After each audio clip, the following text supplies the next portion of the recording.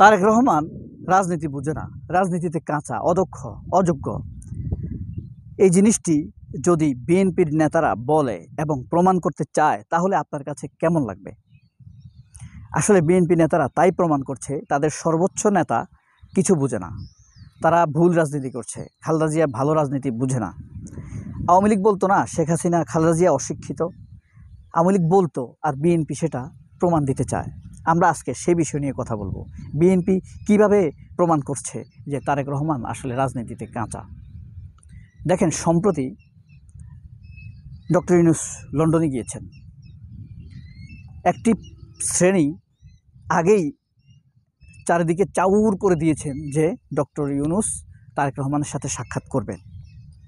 কিন্তু ডক্টর ইউনূস কি তার শিডিউলে, মিড শিডিউল অর্থাৎ জার্নি শিডিউলে, ট্রিপ শিডিউলে কারোর সাথে সাক্ষাৎ করার কোনো এজেন্ডা প্রকাশ করেছেন? করেনি।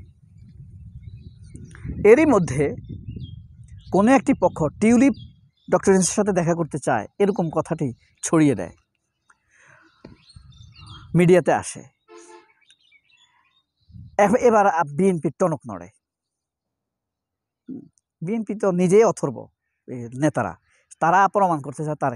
অথচ তারেক রহমান 2002 সালে, 3 সালে, 4 সালে মনে আছে যখন পাওয়ারে ছিল, তখন বিএনপিকে এত বেশি জনপ্রিয় করেছে, গ্রামে গঞ্জে মাঠ পর্যায়ে ইউনিয়ন পরিষদ কর্মসূচি পালন করেছে, তারপরে ইউনিয়ন পরিষদ প্রতিনিধিদের সাথে সাক্ষাৎ করেছে, খুব সুন্দর সুন্দর কর্মসূচি নিয়েছে এবং এটা খুব জনপ্রিয় হয়েছে।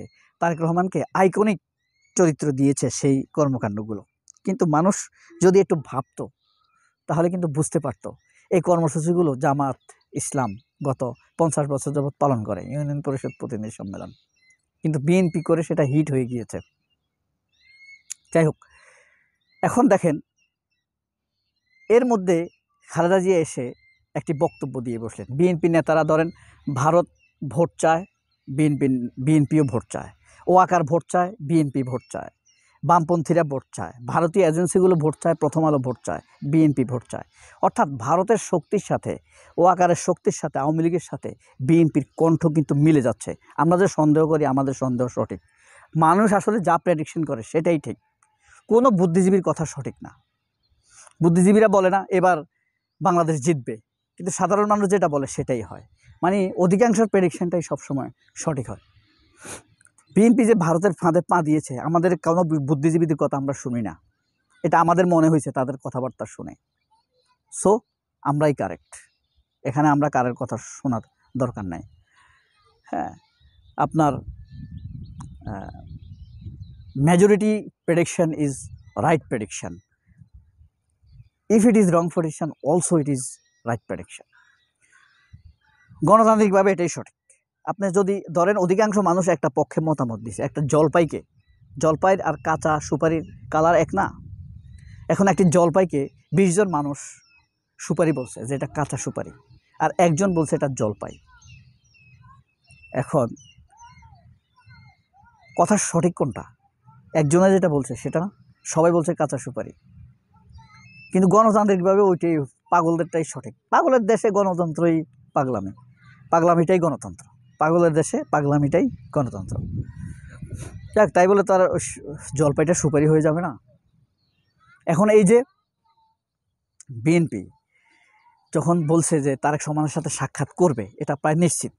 কারণ টিউলিপের সাথে যদি আবার সাক্ষাৎ করে বসে, তাদের সাথে ডক্টর ইউনূসের সাথে যদি তারা আঘাত করে ফেলে, তাহলে ব্যাপারটা কিন্তু মানে মারাত্মক হয়ে যাবে।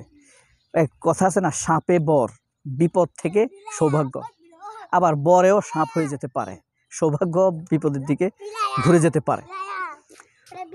তো বিএনপি এখন কি করছে, তারেক রহমান যখন দেখছে যে সাক্ষাৎ করবে, খালেদা জিয়াও বলছে তারেক ইউনূসের সাথে সাক্ষাৎ করো, তখন আমির খসরু এখন যাবে যে তারেক রহমানের ওই যে সাক্ষাৎকার টিমের সাথে আমির খসরু থাকবে।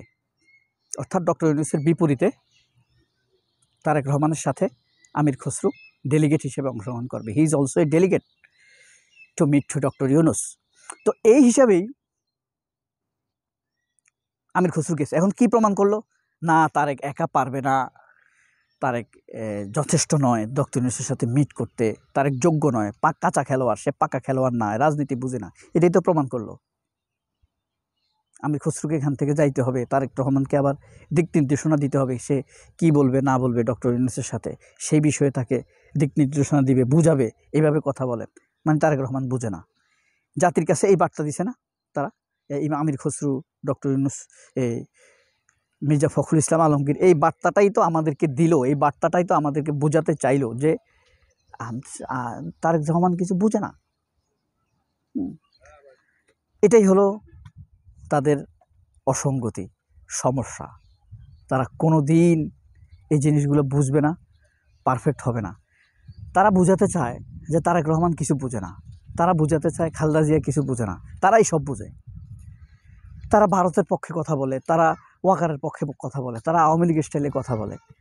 হ্যাঁ, মানে না আমরাই বুঝি, তারেক একটু কম বোঝে। এই জিনিসগুলো বুঝায়, জাতিকে বুঝায়, বিএনপিকে এরাই টিকে রাখছে। আসলে গত 17 বছর যাবৎ আওয়ামী লীগকে পতন ঘটানো যায় নাই এদের কারণেই। এরাই বিভিন্নভাবে আওয়ামী লীগের কাছ থেকে সুযোগ সুবিধা নিয়েছে, অর্থ করে নিয়েছে। বারবার খালেদা জিয়ার চিকিৎসা হয় না, মির্জা ফখরুল কেন বারবার সিঙ্গাপুরে যায়? এটা কি বোঝা যায় না কিছু? খালেদা জিয়াকে মুক্তি দেয় না, মির্জা ফখরুলকে জামিন দেয়। আমির খসরু ব্যবসা করে, তার ব্যবসার উন্নতি হয়, আর খালেদা জিয়ার ব্যাংক হিসাব বন্ধ করে দেয়। তাহলে তাদের সাথে আওয়ামী লীগের একটা আঁতাত ছিল, এটা কি স্পষ্ট প্রমাণিত হয় না? নিশ্চিতভাবে this is proved they are allies with Awami League internally to betrayer to Khaleda Zia, by the betrayer Khaleda Zia. এরাই বিএনপিকে এতদিন আন্দোলন থেকে দূরে রেখেছে, হাসিনার পতন থেকে দূরে রেখেছে। এদের অথর্ব অপকর্মের কারণে, আওয়ামী লীগের সাথে সুবিধাভোগী হওয়ার কারণে, ভিতরে ভিতরে আঁতাত করার কারণে খালেদা জিয়ার এতদিন মুক্তি হয়নি। এখন ছাত্ররা, স্টুডেন্টরা, মানে ইয়াং ফোলাফাইন যখন হাসিনাকে তাড়াই দিল, তখন এরা হাউকাউ করা শুরু করে দিছে। হ্যাঁ, খালেদাকে মুক্তি দিল, তারেক রহমানকে খালাস দিল কারা? এই ছোটো ছোটো ফোলাফাইনের কারণেই তো। এদের কাছে বিএনপি কৃতজ্ঞ থাকা উচিত না? আর ইতিহাসে আমরা এমন রমজান আর দেখেছি কখনো? এই যে জিনিসপত্রের দাম একটু কম থাকে, একটু হইলেও তো কম ছিল অন্য সময়ের তুলনায়। সত্য জিনিসগুলো সত্য বলা উচিত। বিএনপি যেমন লুটপাট করেছে, খুন করেছে, হত্যা করেছে, টাকা পাচার করেছে, ধর্ষণ করেছে, কোনো একটা মেয়ে নিরাপদ ছিল না কোথাও। আওয়ামী লীগ যেগুলো করেছে বিএনপি ঠিক সেরকম করলে কি আমরা বিএনপির পাশে দাঁড়াবো? আমরা সাধারণ মানুষ যারা, প্রশ্নই আসে না। কেন? কারণ একটাকে তাড়ানো হয়েছে, আরেকটা আসার জন্য।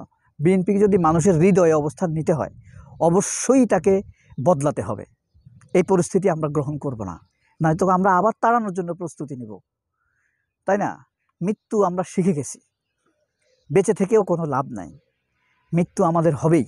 শক্তি থাকতে যদি মানুষের উপকারে জীবন দিতে পারি, সেটা খুবই কল্যাণকর। আমি নিজে একদম পরিষ্কার মৃত্যুর পথ থেকে ফিরে এসেছি। আমার পেটে আমি 3 দিন হাসপাতালে ছিলাম। সুতরাং সেবার তো আল্লাহ বাঁচাই দিছে আবার মরার জন্য, ওদেরকে তাড়ানোর জন্য তাহলে আবার যাব, যদি সঠিকভাবে তারা আমাদের দেশের পক্ষে না থাকে। তারেক রহমান রাজনীতি বুঝে, কিন্তু বিএনপির ভিতরে যেগুলো শয়তান ভারতপন্থী, তারাই তাকে ভুল দিকে ডাইভার্ট করার চেষ্টা করছে। ব্যাপারটা প্রমাণিত। সবাই অনেক ভালো থাকবেন। আল্লাহ হাফেজ। আসসালামু আলাইকুম।